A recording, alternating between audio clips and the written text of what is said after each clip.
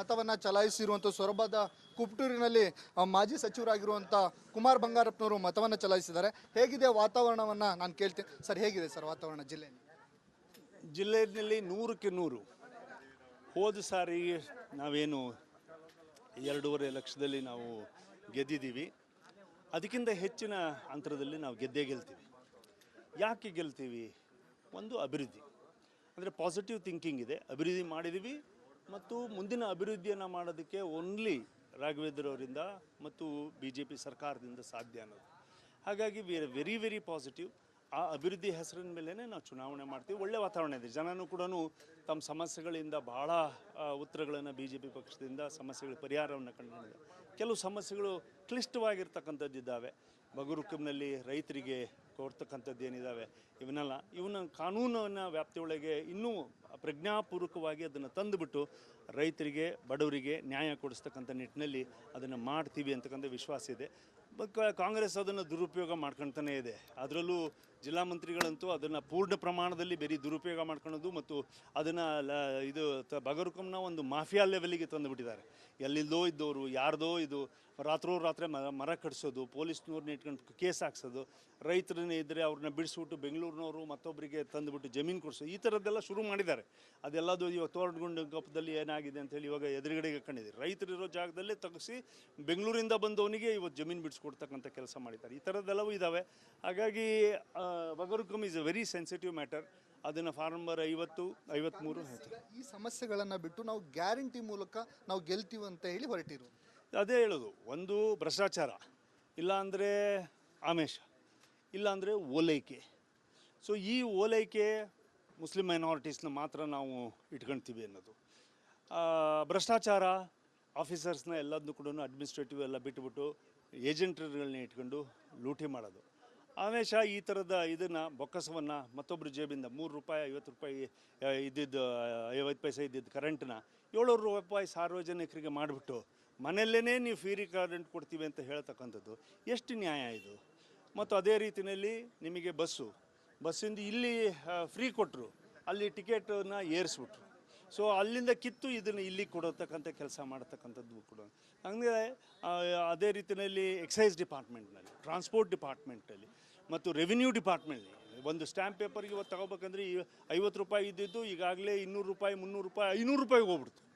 ಅಂದರೆ all revenue issues ಏನೇನಿದ್ದಾವೆ ಅವನ್ನೆಲ್ಲವನ್ನೂ ಕೂಡ ಲೂಟಿ ಮಾಡಿ ಇವ್ರಿಗೇನಾದ್ರು ಜನಪರವಾಗಿರ್ತಕ್ಕಂಥ ಕಾಳಜಿ ಒಂದು ಸ್ವಲ್ಪನಾದರೂ ಈ ಕ್ಷಣಕ್ಕಾರು ಇದೆ ಅನ್ನೋದಾದರೆ ದಯಮಾಡಿ ಅವರು ಪೆಟ್ರೋಲ್ ಸೆಸ್ ಏನಿದೆ ಅದನ್ನು ಕಡಿಮೆ ಮಾಡಿಬಿಡ್ಲಿ. ನಮಗೆ ಈ ಸಂದರ್ಭದಲ್ಲಿ ಅಟ್ಲೀಸ್ಟು ಬರಗಾಲದಲ್ಲಿ ಜನ ಅದರಿಂದನಾರು ಒಂದು ಸ್ವಲ್ಪ ನಿರಾಳ ಆಗ್ತಾರೆ.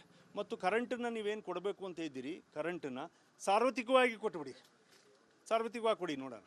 ಯಾಕಂದರೆ BJP ಪಕ್ಷ ಇವತ್ತು ರಾಷ್ಟ್ರ ಮಟ್ಟದಲ್ಲಿ ಈ ಚಿಂತನೆ ಇದೆ, ಸಾರ್ವತ್ರಿಕವಾಗಿ ಕರೆಂಟನ್ನು ನಾವು ಫ್ರೀಯಾಗಿ ಇಂಥ BPL ಲೆವೆಲ್ಗೆ ಎಲ್ಲರಿಗೂ ಕೊಡಬೇಕು ಅಂತಕ್ಕಂಥದ್ದು ಇದ್ದಾವೆ. ಹಾಗಾಗಿ ಇದು ಮತ್ತು ನೀರು ವಾಟರ್ ಮ್ಯಾನೇಜ್ಮೆಂಟ್ ಪ್ರೋಗ್ರಾಮ್ಸ್ಗಳು ಎಲ್ಲೆಲ್ಲಾಗಿದ್ದಾವೆ, ಅನುಷ್ಠಾನ ಆಗಿದ್ದಾವೆ ಕಾಮಗಾರಿಯಲ್ಲಿ.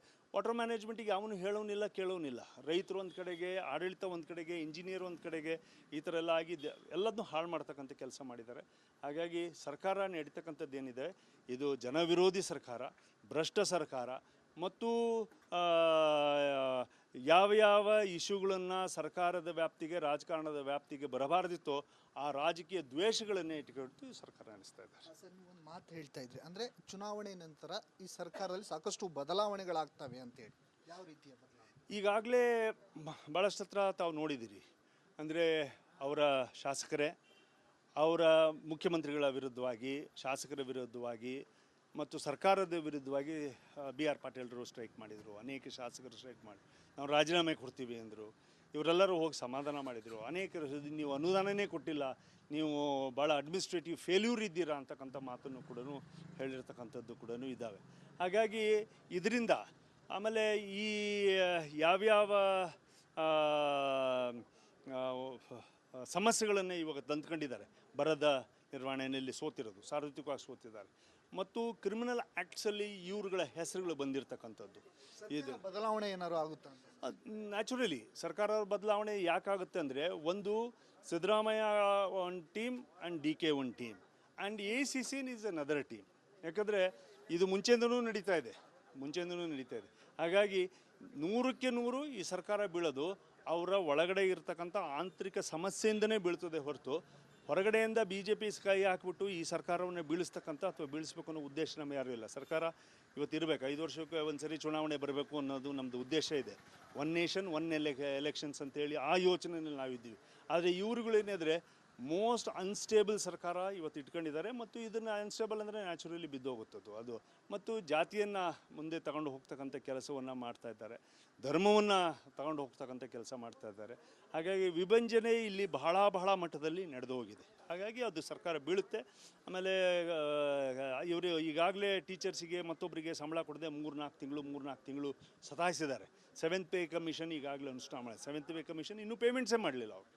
ಇವತ್ತು ಎಲೆಕ್ಷನ್ಸ್ ಇದೆ ಅಂತ ಹೇಳ್ಬಿಟ್ಟು ಸಿದ್ದರಾಮಯ್ಯನವರು ನಾನು ಈಗಾಗಲೇ 2 ತಿಂಗಳದ್ದು ನಾನು ಸಂಬಳನ ಕೊಟ್ಬಿಟ್ಟಿದ್ದೀನಿ ಅಂತ ಹೇಳ್ಬಿಟ್ಟು ಮುಂದಿನ ತಿಂಗಳದ್ದು ಹೇಗೆ ಕೊಡ್ತಾರೆ ಅನ್ನೋದನ್ನ ನೋಡೋಣ.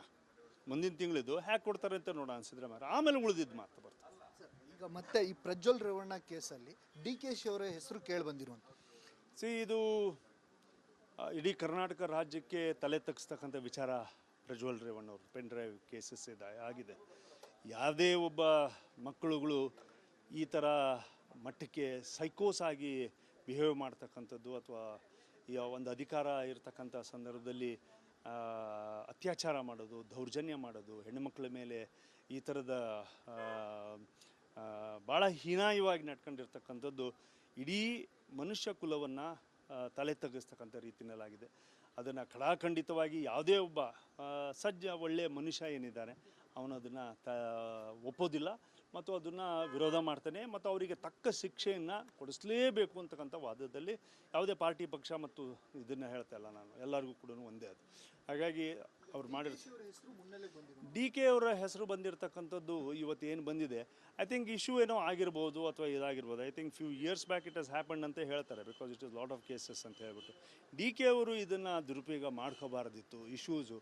ಇದನ್ನು ಅವರು ಭಾಳ ಇನ್ವೆಸ್ಟಿಗೇಷನ್ಗೆ ಪವರ್ ಕೊಟ್ಬಿಟ್ಟು ಅದನ್ನು ಜಾಗೃತವಾಗಿ ಮಾಡ್ಕೊಂಡು ಈ ಸಮಸ್ಯೆನ ಅದಕ್ಕೆ ಸೀಮಿತವಾಗಿ ರಾಜಕೀಯ ಕ್ಷೇತ್ರಕ್ಕೂ ಮತ್ತು ಇನ್ವೆಸ್ಟಿಗೇಷನಿಗೆ ಆಡಳಿತಕ್ಕೆ ತರದೇ ಇರತಕ್ಕಂಥ ರೀತಿಯಲ್ಲಿ ಅದನ್ನ ಮಾಡಬೇಕಿತ್ತು.